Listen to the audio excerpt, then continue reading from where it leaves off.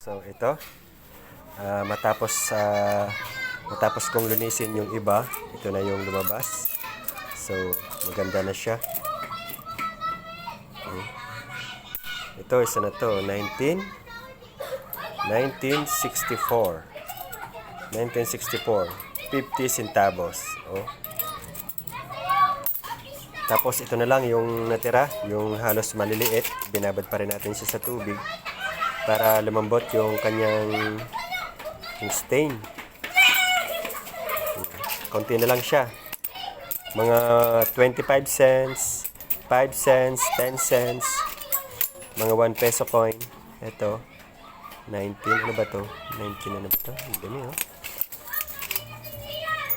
Konti na lang yung natira sa lilinisin natin.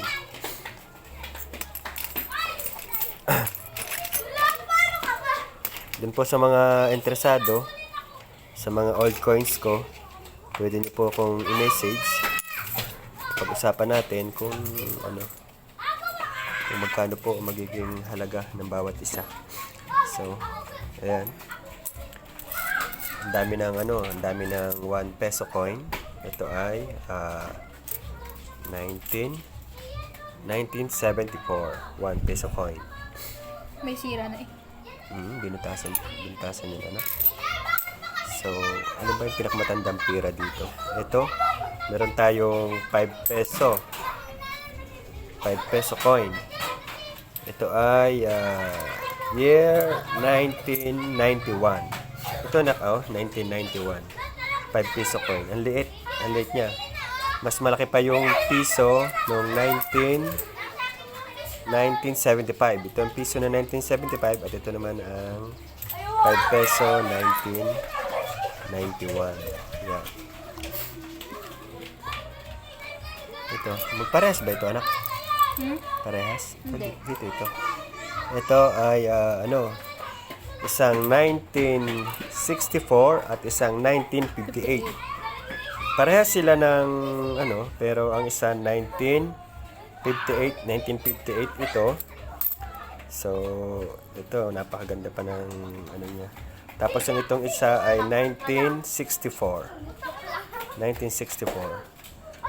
Parehas lang sila.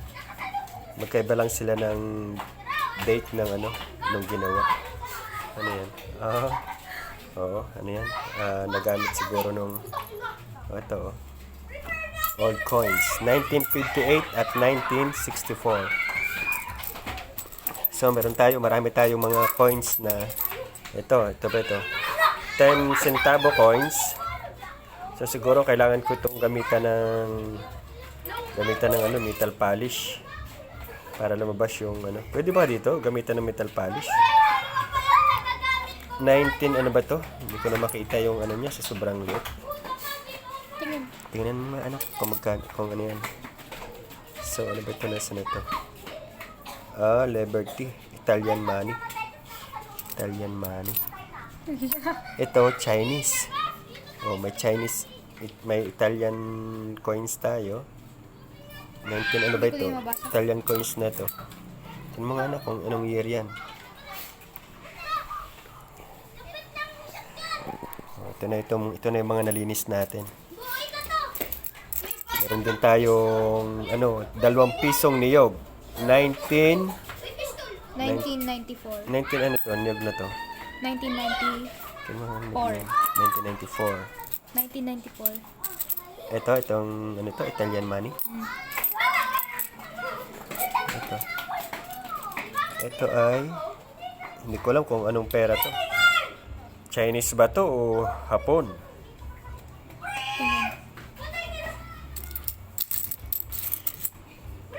Aten. Aten. Pilipinas yan? Itong isang ito ay 1964. Hindi nyo ba alam lingwahe ng Pilipinas yan? Pero nga. Hindi lang natin mababasa. Pero Hindi ito lingwahe ng Pilipinas. Look. diba? Hindi Chinese or Hapon? Pera ng Hapon. Ito, 1964. 1964. Ang pinakamatanda dito, ito, 1958.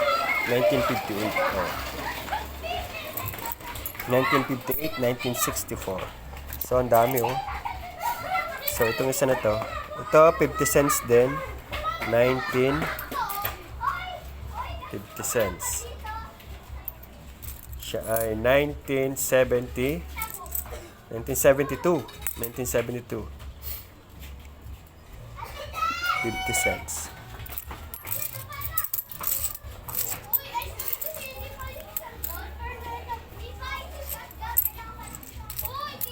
Ito ba yung agila?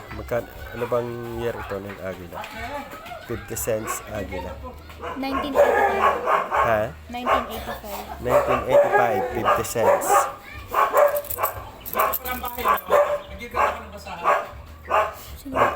Ang isang ito ay 50 cents din, 1972. 50 cents, 1972.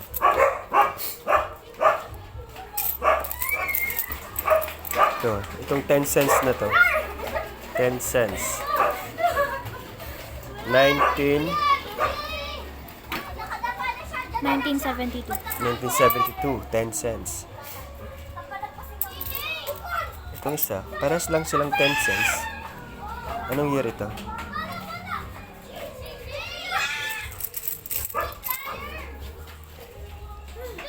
Ito, 25 cents, 1975, 1971. 1949 to 1982. Ito, 1971, 25 cents. Hindi ko alam kung sino mga artista to. Korean. Ano to? Chinese. Korean. Korean ba to? Korean. 1996. Hindi ko alam kung ano ba ito. Korean o hindi Korean. anak. Ano to? Korean yan. Chinese. Korean. Taiwan man ito. Yan eh. Paano yun nabasa? Siyempre, paminsan-minsan marunong tayong intindi ng Chinese. Taiwan man yan. Alam ko ang pagkakain. May ganito ako dati. Ito, hindi ko alam kung ano ito. Korean yan, are. Ito siguro kagaya ng kapareha ng pera mo kaninang tinitingnan natin. Medyo bago lang ito.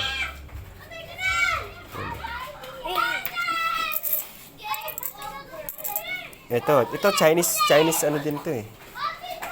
Chinese coin. Sabi ko sa inyo, Pilipino yan. Chinese coin ito eh. So, ang dami ng ating denomination ng pera. Ito pa rin oh. Ito, alam ko Chinese coin din ito eh. Chinese. Ay, nahulog ka. Simutin mo anak, pulutin mo. At ano yan, balang araw may value yan. Ito pa oh, yan, sama-sama. Chinese coin. Ito, madami tayong koleksyon ng ano, ng 1971. Ay, 1970. Ano ito? 1972. Ito, 1972. Marami tayong koleksyon ng 1972. Yan o, dami. Dami ng patas noong ano, 1972.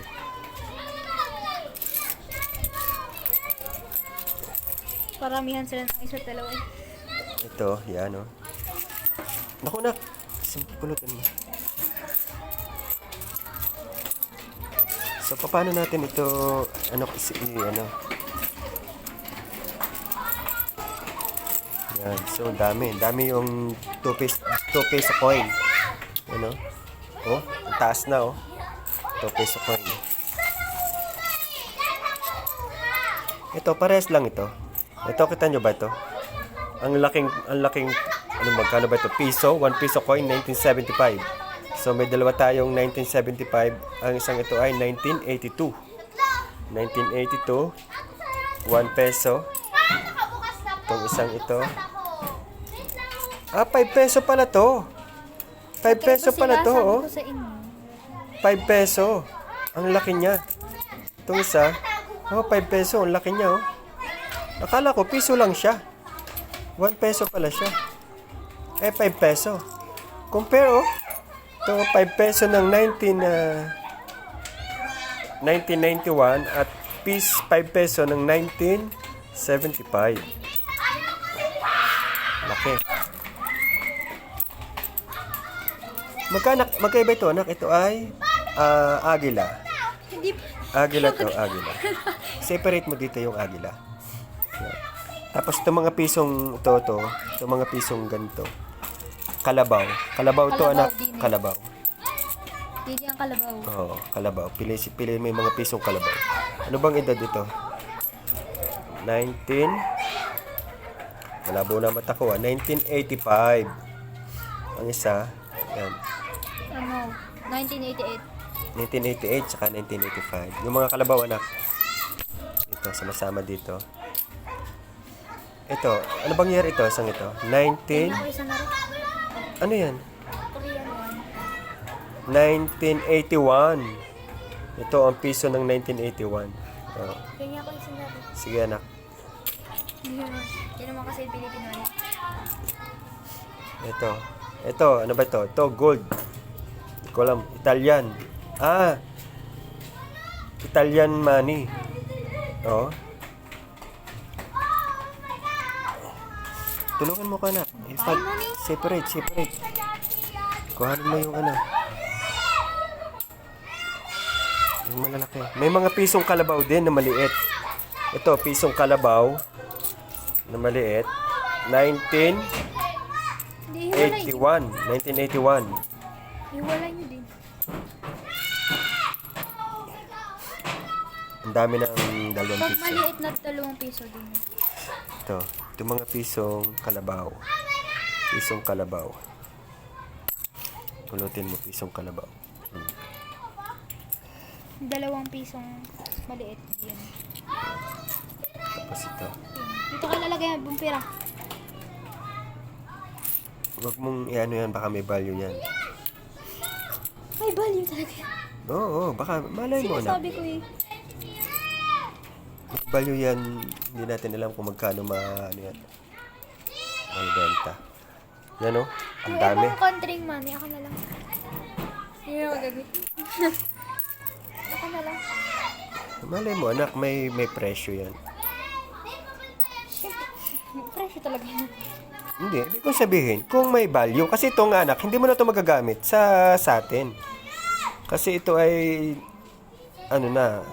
uncirculated coins.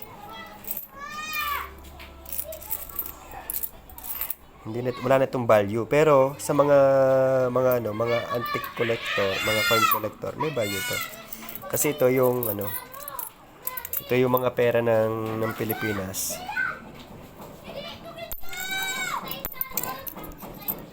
Ito. Yan. Ang dami ng tigdo dos. Dami. Dos na nyog. Yan. Dami. Dos na nyog.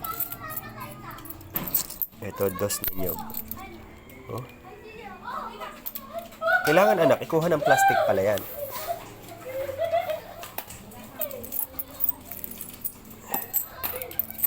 Kuha ng plastic pag matuyo. Then, ito, ano ba ito? Ito, 100. And then,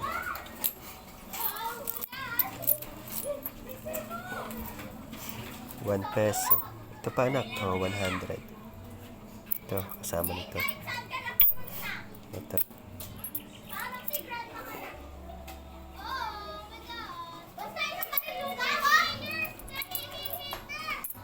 Ang dami ng Ito. Chinese din to eh. Ito, Chinese. Hindi ko alam anong pera yan. Hay, mahirap din. Mahirap maglikom. Hindi niya ipagsama yung ibang pera. Sa labas. Titignan ko kung ano yan mamaya. Research ko. Okay? Yan, ang dami oh. Ang dami yung ating mga malalaking pera. So, ito pa yung lilinisin natin. Binabad ko pa rin siya para lumambot yung mga niya. Yung mga dumi.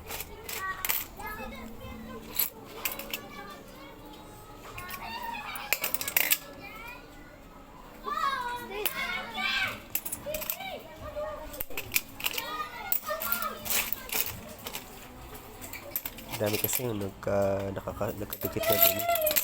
So, kailangan natin siyang linisin. So, kita niyan mga 50 cent, mga 5 cents ng centavos. Okay.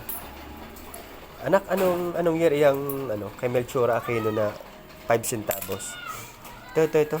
Tignan mo kung anong year niyan. 5 centavo coins. Ito, 5 centavo coins. Melchora. 1949 to 1980. 1949 to 1980. Ito bang coins nito, anak? Si Kuya Jet. Anong si Kuya Jet nandiyan na? Tignan mo kung anong nito? Anong year?